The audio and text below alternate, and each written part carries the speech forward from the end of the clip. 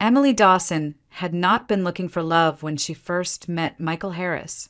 She was fresh out of college, starting her first real job at a mid-sized company in downtown Cleveland, still finding her footing in the corporate world.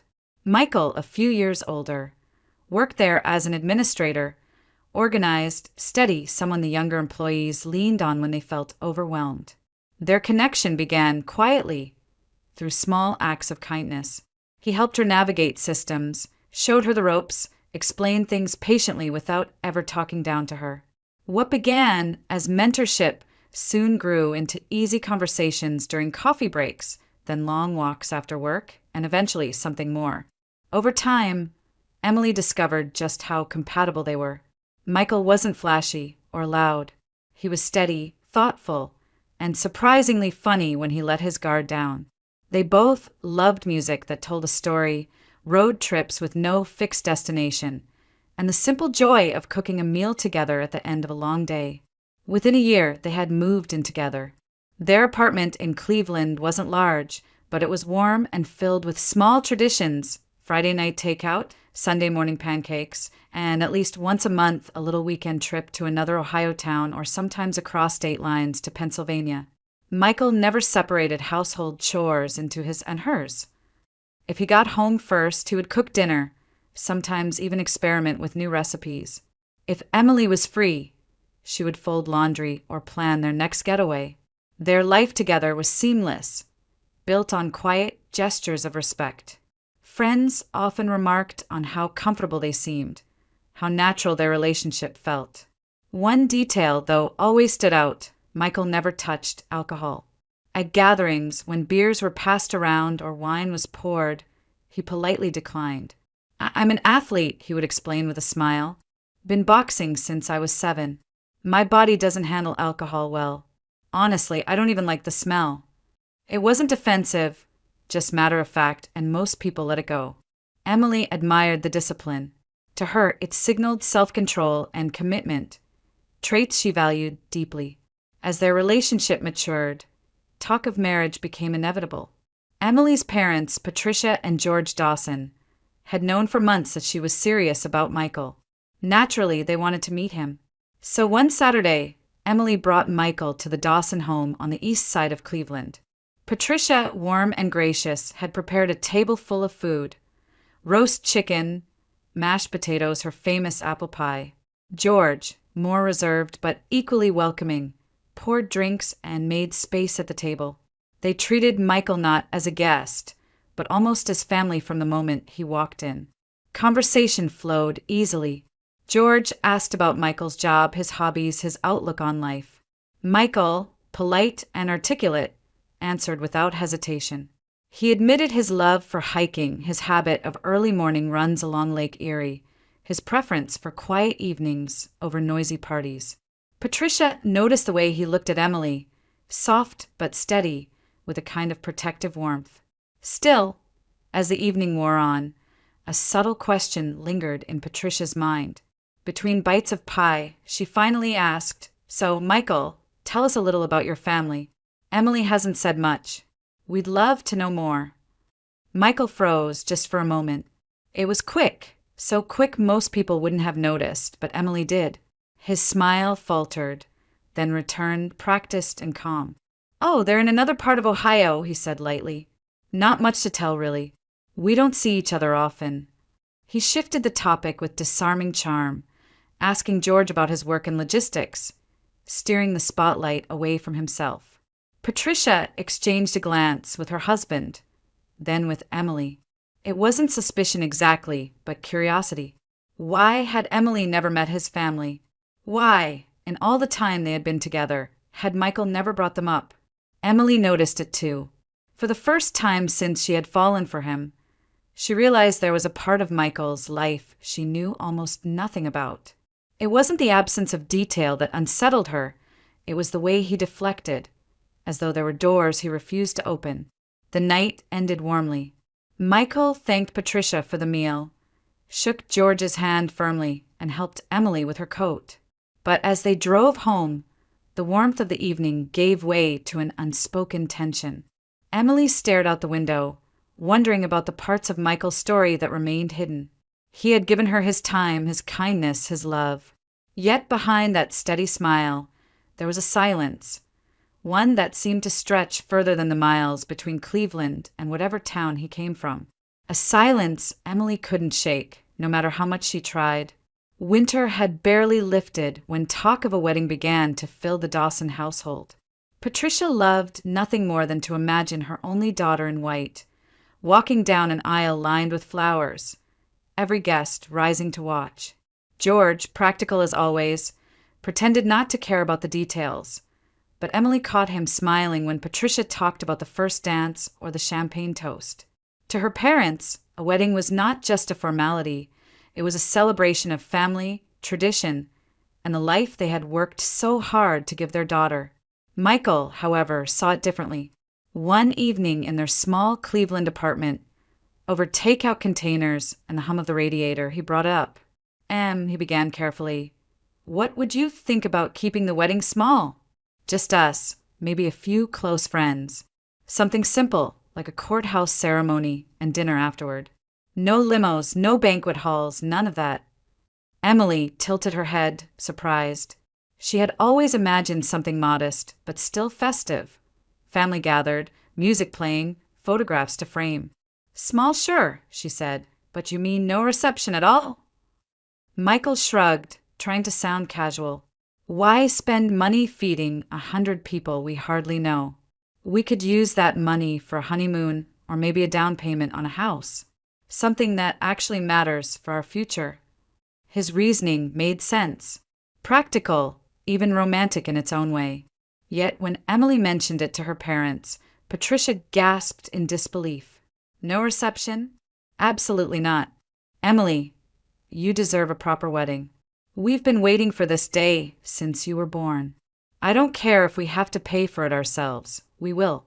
You're our daughter, and you should have the celebration you dream of." George backed her up with a quiet nod. "It's not just about you two, sweetheart.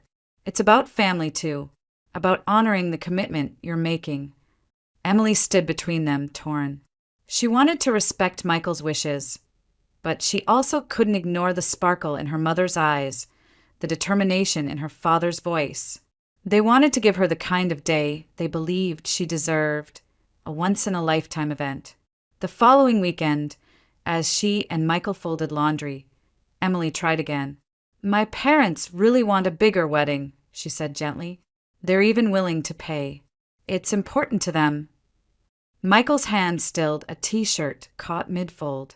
He set it down, then exhaled. "Emily, my parents won't be there." The words landed heavily. Emily blinked, startled. "What do you mean? You haven't even told them the date yet." "I don't need to," he said, turning away. "They won't come. That's just how it is."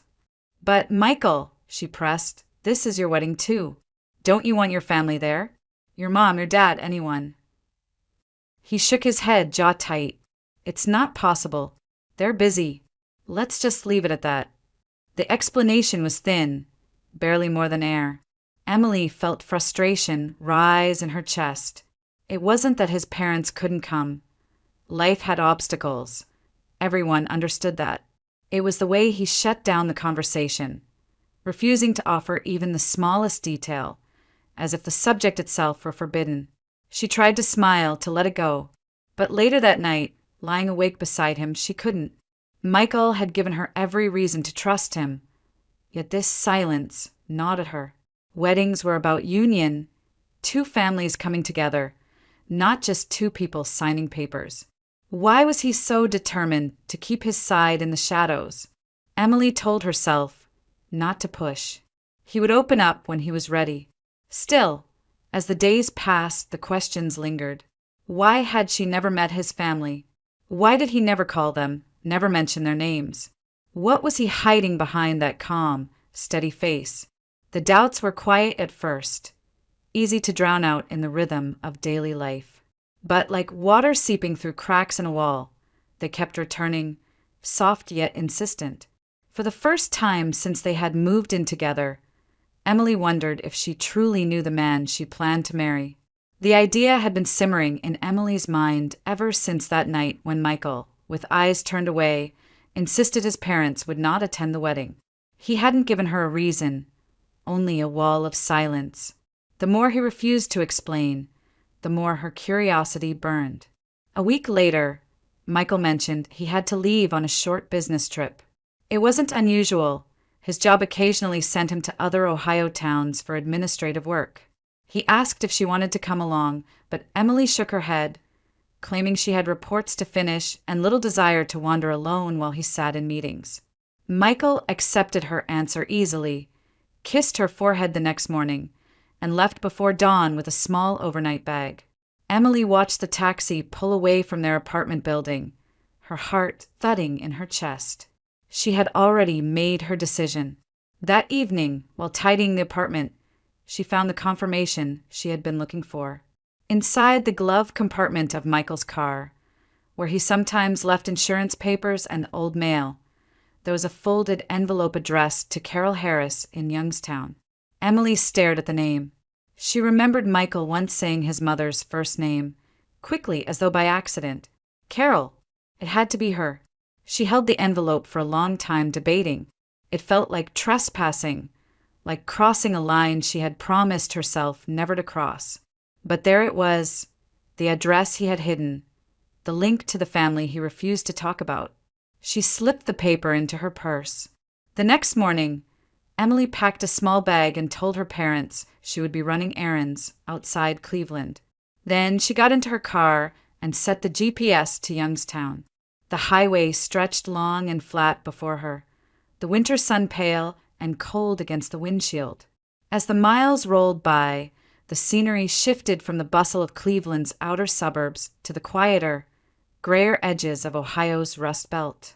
Empty warehouses with broken windows loomed along the road. Old factories, once the heartbeat of steel production, now sat abandoned, their smokestacks pointing like jagged fingers at the sky. Closer to Youngstown, the decline was impossible to miss. Rows of houses sagged against one another, porches caving in, windows boarded. Some streets looked as though life had bled out of them years ago, leaving only shells behind. A liquor store stood on the corner, its neon sign buzzing faintly even in daylight. Across from it, a half-shuttered diner leaned beneath a faded awning. Emily gripped the wheel tighter. She had grown up in a stable, middle-class neighborhood, where lawns were mowed and neighbors waved at each other across driveways. Here, silence hung heavy in the air, broken only by the occasional bark of a stray dog or the thud of music spilling from a passing car. Her GPS directed her off the main road and into a narrow residential street. Potholes lined the cracked asphalt. Yards were overgrown, fences splintered and falling apart. In front of one house, a rusted pickup truck sat on blocks, its tires missing. Laundry flapped stiffly on a line, though the cloth was so worn it was almost colorless. She slowed down, heart pounding. This was the world Michael had left behind, the world he had never wanted her to see. She thought about his refusal to drink, his avoidance of family talk, his insistence that his parents wouldn't come to the wedding. In this landscape, his silence began to make sense. Emily parked her car near a corner store with a sagging roof and a hand-painted sign. For a moment, she just sat there, staring at the address on the paper, unsure if she had the courage to knock on the door once she found it. Her stomach twisted with guilt. She loved Michael. She trusted him, but she couldn't build a marriage on shadows. Taking a deep breath, she started the engine again and drove deeper into the neighborhood. Each turn seemed to lead her further into abandonment, as though time had forgotten this part of Ohio. Houses leaned like weary old men.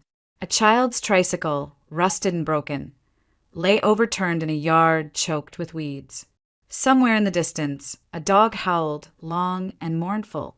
The closer she came to the address, the more Emily felt the weight of what she was about to uncover.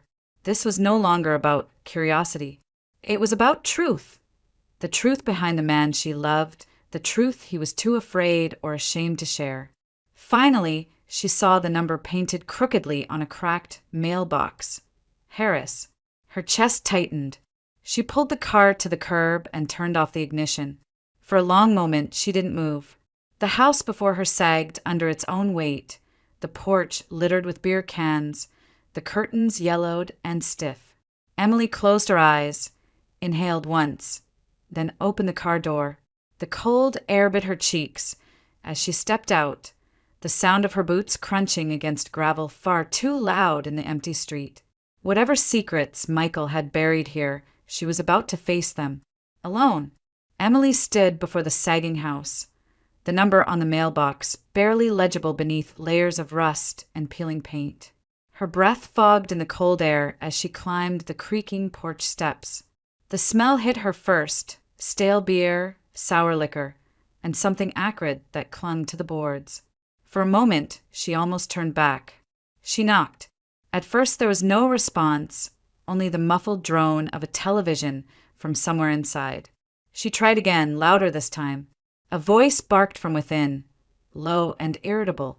The door cracked open to reveal a woman who looked older than her years. Carol Harris's hair was matted, her face blotched and tired, her eyes rimmed red. A faded bathrobe hung from her thin shoulders, stained with food and liquor. She squinted at Emily suspiciously, gripping the doorframe as if to steady herself. "What? If you're from the electric company, I told you I don't have it. You can shut it off, see if I care. No TV, no fridge, doesn't matter."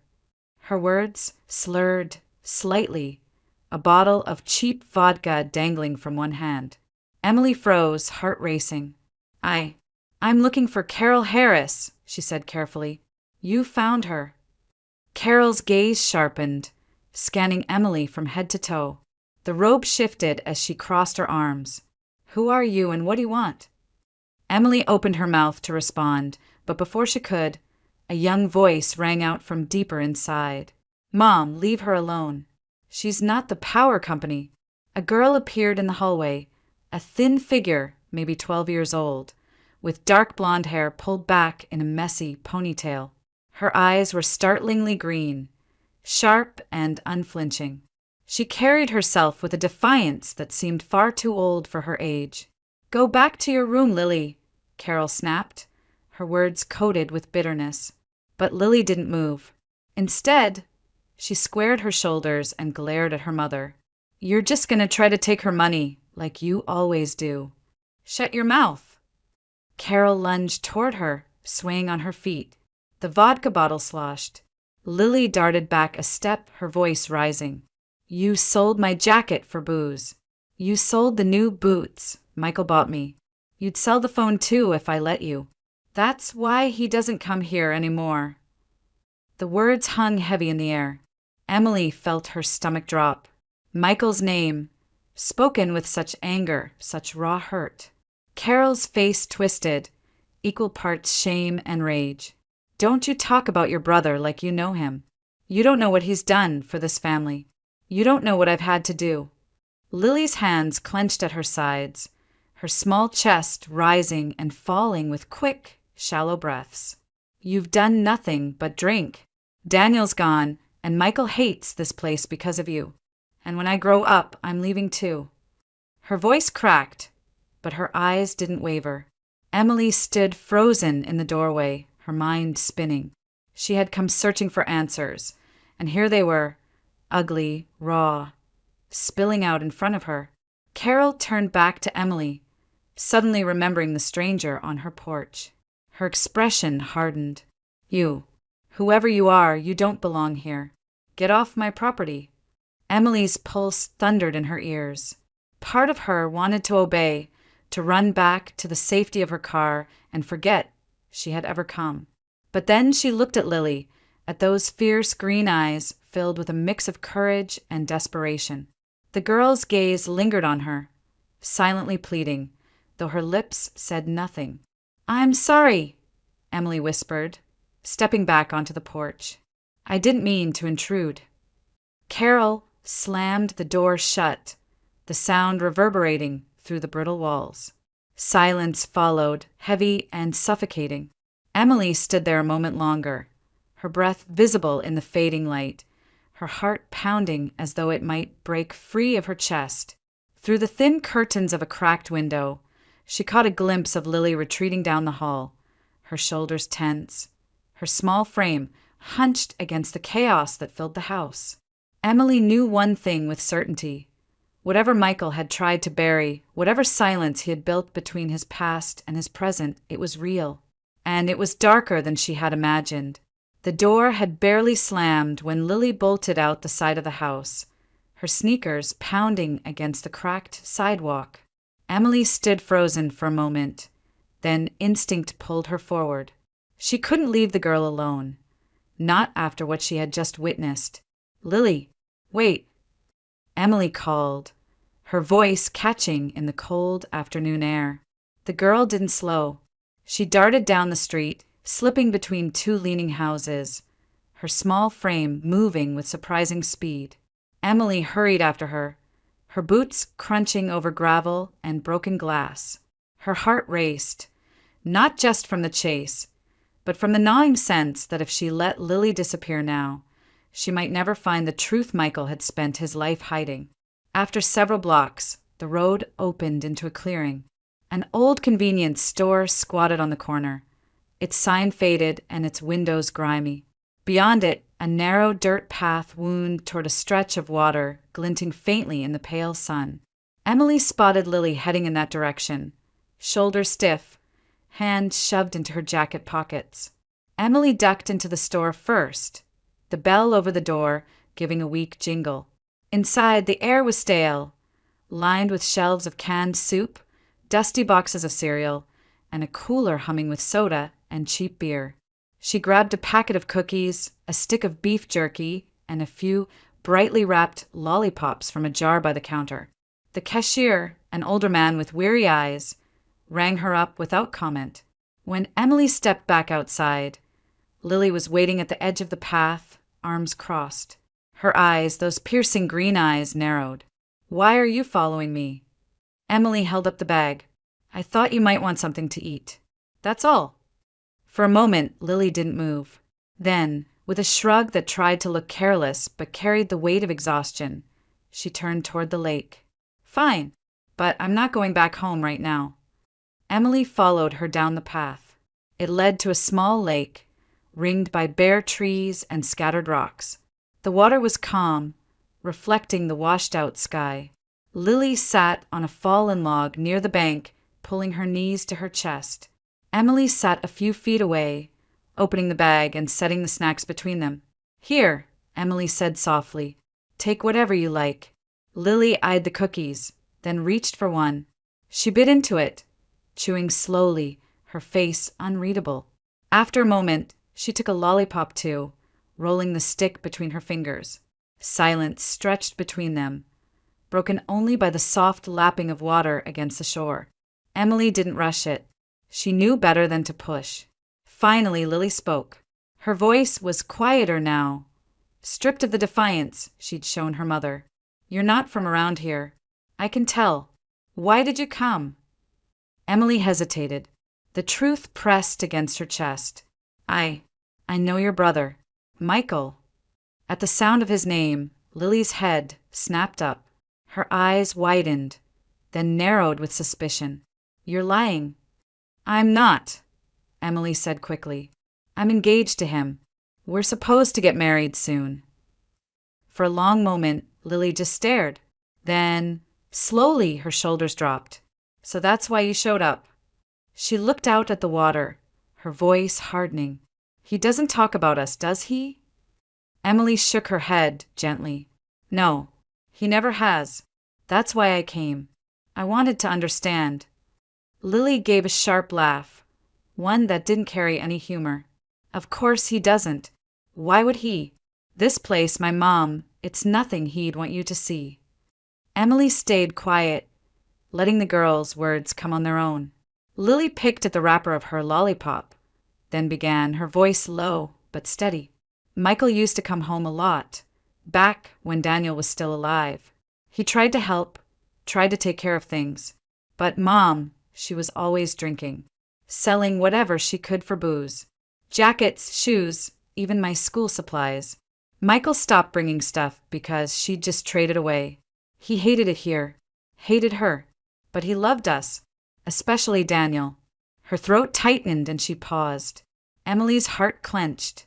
She could hear the truth pressing at the edges of Lily's voice, a truth she wasn't sure she was ready to bear.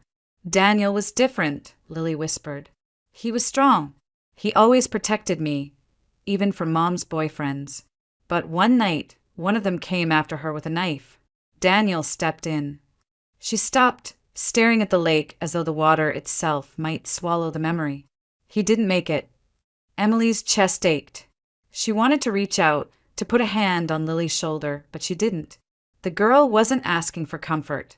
She was telling her story because no one else would. "That's why Michael doesn't come back," Lily said finally, turning those green eyes on Emily. "He blames himself. He thinks if he'd been here, Daniel would still be alive. But he couldn't save him. He couldn't save any of us." The wind rippled across the lake, carrying the bitter smell of smoke from somewhere in the distance. Emily swallowed hard. In that moment, she understood why Michael never drank, why he never mentioned his family, why he shut down whenever she asked. His silence wasn't pride or secrecy. It was grief. And sitting beside Lily, Emily knew the truth she had uncovered was only the beginning. The wind off the lake carried a damp chill, and Emily pulled her coat tighter, but she didn't move. Lily sat hunched forward on the log, elbows on her knees, staring at the water as though the stories trapped inside her would only come out if she kept her eyes fixed on something steady. "There were 4 of us," Lily began, her voice flat but edged with a bitterness too old for a 12-year-old. "My oldest sister is Sarah. She got married before she even finished high school. She's got kids now, a couple of them, maybe more. We don't see her much. Then there's Michael. Then Daniel, he was only a year younger than Michael. And then me." Emily's breath caught. She could picture Michael as an older brother, protective and steady. But Daniel, his name hung in the air like a ghost. "Sarah's always been kind of a mess," Lily went on. "She married this guy who drinks almost as much as Mom. Sometimes they fight, sometimes they make up, sometimes the police come. Social services showed up once, almost took her kids. She cleaned up just long enough to keep them, but it never really changes. That's just the way things are with her." She picked at a thread on her jeans, then tore it free. "Michael left as soon as he could. He went to community college in Cleveland, started working, tried to make a life for himself. He'd come back on weekends, bring us food or clothes. He always worried about me and Daniel. He'd yell at Mom, try to make her stop drinking, but it never stuck. She'd just wait until he was gone and then start again." Emily swallowed hard, trying to keep her expression neutral, though her stomach twisted. "Daniel was different," Lily whispered. "He stayed. He tried to hold things together, especially when Michael was away. He protected me, even from Mom. And he really believed he could save her." Her voice cracked. Emily waited, letting the silence hold space. "One winter, a couple years ago, Mom was with this guy," Lily said finally. "His name was Tony. He was mean. Always drunk, always angry. One night, he came after her with a knife. I don't even know what they were fighting about. Something stupid, probably. Daniel jumped in. He tried to get between them, tried to stop Tony. He got stabbed before anyone could do anything." The words hit Emily like a blow. She covered her mouth, horrified. "By the time the ambulance came, it was too late," Lily continued, her voice barely above a whisper. "Daniel bled out on the floor. Michael wasn't here that weekend. He couldn't make it back because of a snowstorm. He said later that if he'd been here, Daniel wouldn't have died. He screamed at Mom at the funeral, told her she'd killed him. And maybe she did. If she hadn't let Tony into our lives, Daniel would still be alive." Emily blinked back tears, her throat tight. She could almost see it, the cramped living room, the shouting, the flash of a knife, Daniel collapsing while his little sister watched. "Michael never came back after that," Lily said. "Not really. He showed up one last time, to pack his things and to make sure I had what I needed. He gave me a card opened a bank account for me, put money in whenever he could. But he wouldn't step inside the house again. He told Mom if she brought another man around, he'd call the cops and have him locked up. And I believed him. Everyone did. People around here don't mess with Michael anymore. But he still won't come back. Lily finally turned to look at Emily. Her eyes were wet but hard, daring Emily to deny her story. That's why he doesn't drink. That's why he never talks about us. He hates alcohol, hates what it does, hates her, and he blames himself every single day for Daniel. Emily's chest ached. She wanted to gather the girl into her arms, to tell her it wasn't Michael's fault, that no one could have stopped a storm or changed that night. But she understood now why Michael had built such thick walls around his past. Every sip of liquor, every shadow of that house, carried the memory of blood on the floor and the brother he couldn't save. For a long while, neither of them spoke. The lake shimmered dully, the sun sliding lower, casting the world in shades of gray. Emily stared at the water, trying to absorb the weight of what she had just heard. She thought about the man she knew, the man who laughed softly when she burned pancakes, who folded laundry without complaint, who kissed her hand in passing as though it was the most natural thing in the world. And now, beneath all of that, she saw the grief he carried like a second skin. It wasn't shame that kept him silent. It was pain. Pain so deep he couldn't bear to name it. Emily closed her eyes, a single tear slipping down her cheek. For the first time, she fully understood why Michael never raised a glass, never let himself relax when others lost themselves in drink. For him, alcohol wasn't a casual indulgence. It was the reason his family had fallen apart, the reason his brother was buried in the ground, the reason he kept Lily at arm's length though he loved her fiercely. And for Emily, the truth was both devastating and clarifying.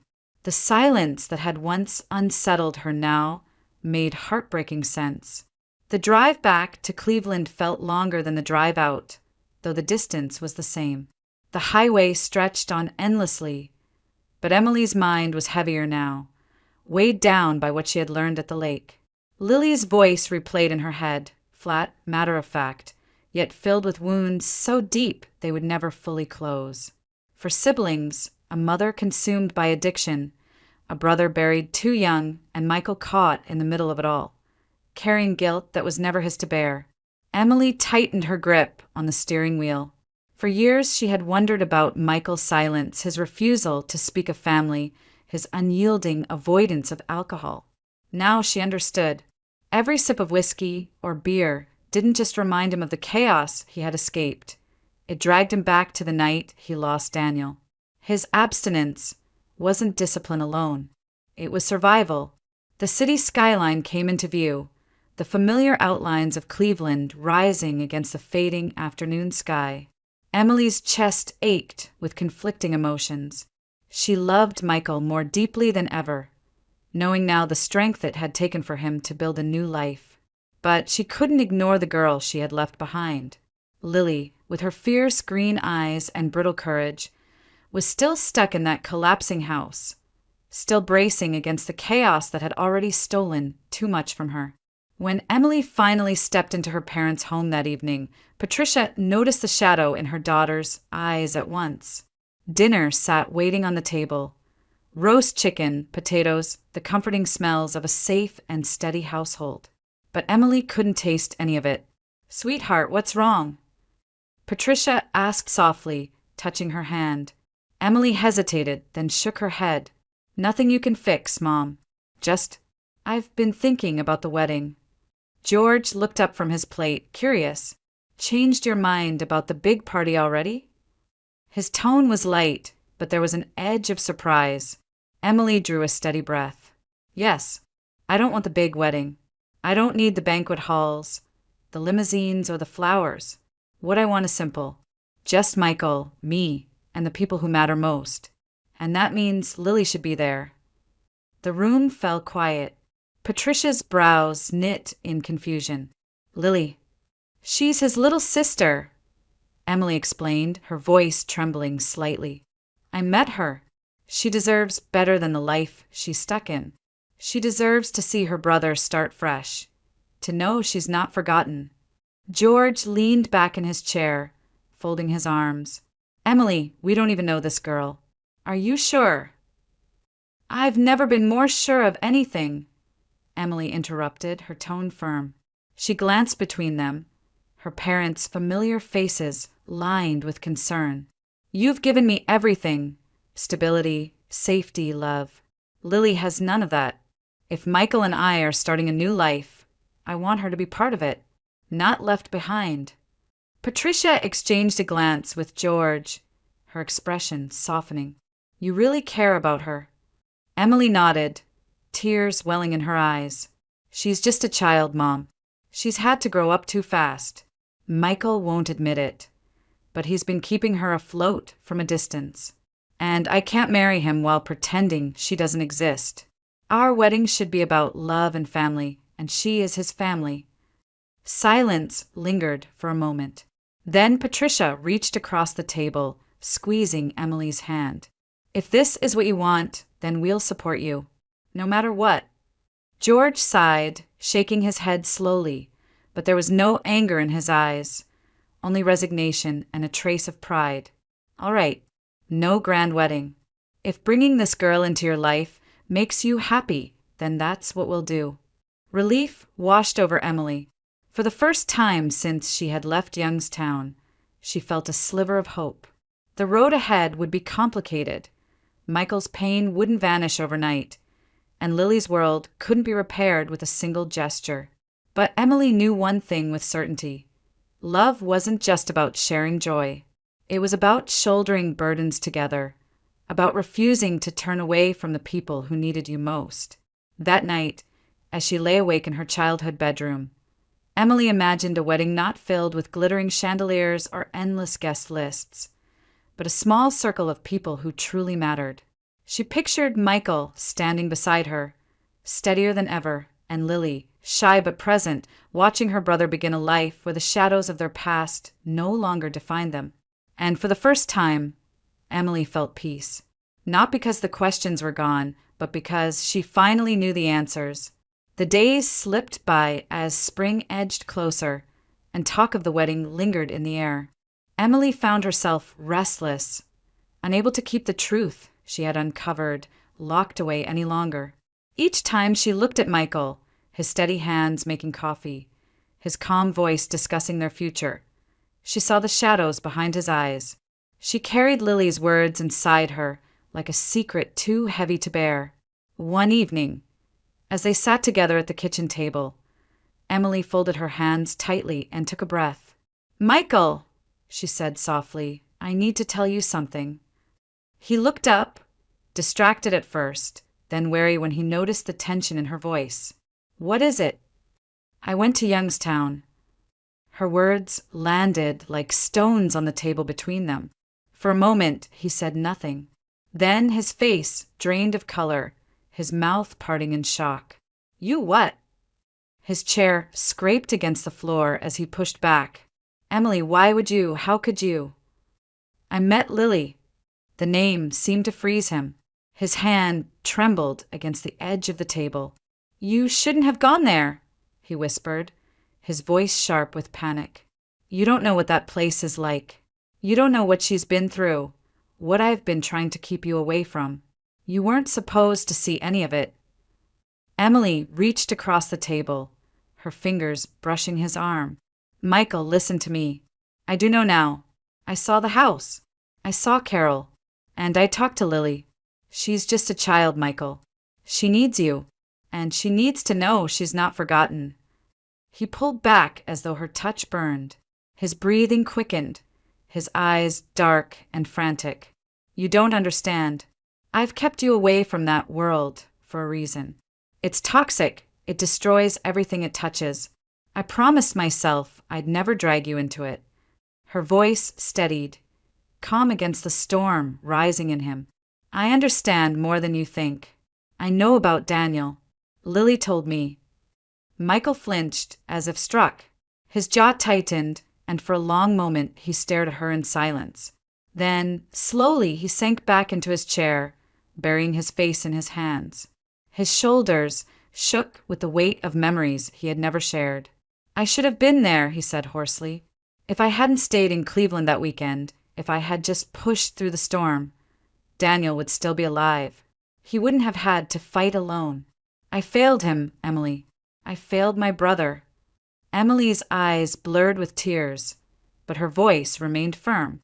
"It wasn't your fault. You couldn't have stopped that night. No one could. You didn't fail him, Michael. You were a kid yourself. You've carried this guilt for years, but it doesn't belong to you." He shook his head violently. "You don't know what it's like to live with that picture in your head. The blood, the screaming. My mother, too drunk to even realize what had happened until it was too late. I told myself I'd never go back, that I'd cut it off forever. It's the only way I've survived." Emily leaned closer, her hand resting gently over his clenched fists. "Survival isn't enough. Lily is still there. She looks up to you. She loves you, and whether you like it or not, she is part of our life now. When we get married, I want her there. Not out of pity, not out of obligation, but because she is your family, our family." Michael lifted his eyes, red-rimmed and raw. "You really mean that?" "I do," Emily whispered. "We can't change the past, but we can change the future. For her, for us, for Daniel's memory. Don't you think he would want that?" Michael swallowed hard, his body trembling as if every word had cracked open the wall he had built. At last he nodded, his voice barely audible. Yes, he would. Silence settled, but it was no longer heavy with secrets. For the first time, Michael allowed his pain to be seen, and Emily, steady and unflinching, held it with him. In that moment, the wedding stopped being about parties or traditions. It became about redemption, about building a family not defined by the brokenness of the past, but by the choice to stand together in the present. On a bright Saturday morning in late spring, Emily and Michael stood together at the Mahoning County Courthouse. There was no grand aisle, no orchestra, no sweeping floral arrangements. Just sunlight streaming through tall windows, bouncing off polished floors, and the low hum of a clerk preparing their paperwork. Emily wore a cream-colored dress that brushed her knees, elegant in its simplicity. Michael stood beside her in a navy suit, his posture straight but his hands trembling slightly. When the judge asked them to join hands, Emily felt the strength of his grip, the quiet determination that had carried him through so much darkness. The ceremony was brief. A handful of words, vows spoken softly, signatures scrawled across paper. And then it was done. They were husband and wife. Emily's parents clapped, Patricia dabbing at her eyes with a tissue. George cleared his throat gruffly, hiding emotion behind formality. Two of Michael's closest friends from work offered warm congratulations. But the moment that struck deepest was when Lily, dressed in a borrowed floral dress and sandals that Emily had bought her just days before, stepped forward. She looked small, almost fragile, yet her eyes shone with pride. "You look beautiful," she whispered to Emily before throwing her arms around Michael. He bent down, holding her close, his face buried in her hair. For the first time in years, he let himself believe that family didn't have to mean pain. After the courthouse, they all walked to a small diner just down the street. It wasn't fancy vinyl booths, chrome stools, the smell of bacon and coffee lingering in the air, but it felt right. They filled a corner table with laughter and plates of pancakes, omelets, and burgers.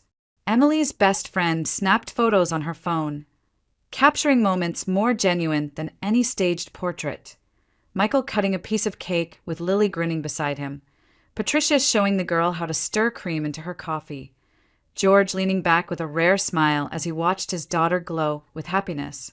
The waitress, curious about the small gathering, eventually caught on that it was a wedding celebration. She brought out a slice of pie with "Congratulations" scrawled in chocolate syrup, refusing to take payment for it.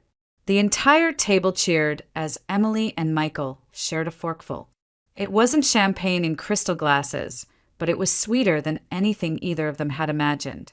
When the meal ended, Michael stood and cleared his throat, his voice catching as he addressed the table. I know this isn't the kind of wedding people expect, but for me, it's more than I could have asked for. For years, I thought I didn't deserve this. Peace, love, a family that believes in me. Today proves I was wrong. And having Lily here, his voice broke. He reached for his sister's hand. It means everything. Lily squeezed back, her chin trembling though she held her head high. I'm glad you didn't forget me, she whispered, audible enough for only him and Emily. Later, as the plates were cleared and coats gathered, Michael pulled Emily aside. He held a small envelope, documents tucked neatly inside. I already talked to a lawyer, he said, his voice low but steady. I want to start the process of becoming Lily's guardian. CPS will need to evaluate and there'll be court hearings, but I don't want her left in that house any longer than she has to be. Emily's eyes brimmed with tears. She touched his cheek, smiling through the emotion swelling in her chest. We'll do it together. She's our responsibility now. Our family. Outside, the afternoon sun bathed the street in golden light. Michael, Emily, and Lily walked side by side, the girl holding both their hands as though afraid to let go. For years, Michael had carried only guilt and loss when he thought of family. Now, with Emily on one side and Lily on the other, he felt something entirely new, hope. After the simple ceremony and the small diner celebration, life began to shift in ways Emily had only dared to imagine. Their apartment, once quiet and perfectly arranged, now carried the sounds of a 12-year-old adjusting to a new world. Lily's laughter echoed down the hallway when she found a pair of rollerblades at a thrift shop Emily had taken her to. Her school books spread across the kitchen table in the evenings, her scribbled notes mixing with Michael's work files and Emily's lesson plans. At first, Lily moved cautiously through the apartment, as though afraid the welcome might wear thin. But each day, Emily and Michael reminded her she belonged. They cooked together, shared stories at dinner, and made new routines. Emily helped her with homework, while Michael showed her how to throw a proper punch at the local boxing gym. Slowly, the haunted look in Lily's eyes began to soften. Of course, nothing about the transition was simple. Within weeks, Michael was on the phone with lawyers and social workers, starting the process that would make him Lily's legal guardian. Child Protective Services scheduled home visits, checking their apartment for safety, reviewing their finances, interviewing both Michael and Emily. The court required background checks, letters of reference, proof of steady employment. It was exhausting, but Michael never complained. One evening, after yet another long call with their lawyer, Michael sank onto the couch, running a hand over his face. It feels like they're measuring every inch of me, waiting for me to fail. Emily sat beside him, resting her head on his shoulder. They're not waiting for you to fail. They just want to be sure Lily's safe. And she is. You've already been taking care of her in every way that matters. Her words proved true. At the first hearing, the judge reviewed the case, noting Michael's clean record, his stable job, and the strong support system provided by Emily and her family. Carol didn't contest the petition. In fact, she didn't even show up. By the end of the summer, Michael received full guardianship of Lily. The day they walked out of the courthouse, Lily clutched the official papers in her hands like a shield against everything she had endured. Michael bent down, his voice breaking. You're with us now. For good. No one can take that away. Emily blinked back tears as Lily buried her face in her brother's chest. In that moment, the Harris family began to heal, not by forgetting the past, but by choosing a different future. Months later, on a gray November morning, Michael suggested something he had avoided for years. I want to take you both to see Daniel. His tone was steady, though his hands twisted together nervously. So they drove back toward Youngstown, the air crisp with the bite of early winter. The cemetery sat on a low hill outside town, quiet and still. Leaves, brown and brittle, clung stubbornly to bare branches. Michael carried a bouquet of white chrysanthemums, his steps heavy as he led the way to a modest headstone carved with his brother's name, Daniel Harris, beloved son and brother. For a long moment he couldn't speak. He sank to his knees in front of the grave, his shoulders trembling. "I'm sorry," he whispered, his voice cracking under the weight of years. "I should have been here. I should have protected you." Tears streaked down his face. He pressed his hand against the cold stone, his breath visible in the chill air. Emily knelt beside him, wrapping her arms around his back. Lily stood close, silent but steady, her small hand resting on her brother's shoulder. "You didn't fail him," Emily murmured. "You've carried that guilt for too long. Daniel wouldn't want you to live this way. He'd want you to keep going, to protect Lily, to live the life you both dreamed of." Michael closed his eyes, letting the words sink in. For years, he had carried the moment of his brother's death like a chain around his neck. But here, with his wife and sister beside him, he felt the weight begin to lift. The grief was still there, it always would be, but for the first time it no longer defined him. As they stood, snowflakes began to fall, soft, delicate, the first of the season. The cemetery grew quiet, blanketed in a hush that felt almost holy. Emily slipped her hand into Michael's, while Lily held the other. Together, they stood before Daniel's grave, a family rebuilt from loss. Michael drew in a deep breath, the cold air sharp in his lungs, and let it out slowly. "I forgive myself," he whispered. It wasn't dramatic, not a proclamation shouted into the wind. But it was real, and it was enough. The three of them walked back to the car as the snow swirled gently around them, covering the ground in a thin white veil. It was the beginning of winter, but also, for them, the beginning of something else. A new life defined not by what they had lost, but by what they had chosen to build together. For Emily, the moment carried a message she would never forget. Love and compassion could not erase tragedy, but they could transform it. They could take the sharpest pain and soften it, turning wounds into scars that no longer bled but told a story of survival. And for Michael, the message was even simpler. Family was not the chaos he had been born into. It was the people who stood by him now. Emily, steady and unyielding, and Lily, fierce and unbreakable. Together, they were proof that even the deepest wounds could heal. As the snow fell thicker, coating the earth in silence, Emily knew the truth. Love and forgiveness were stronger than grief. And in that truth, the Harris family found peace at last.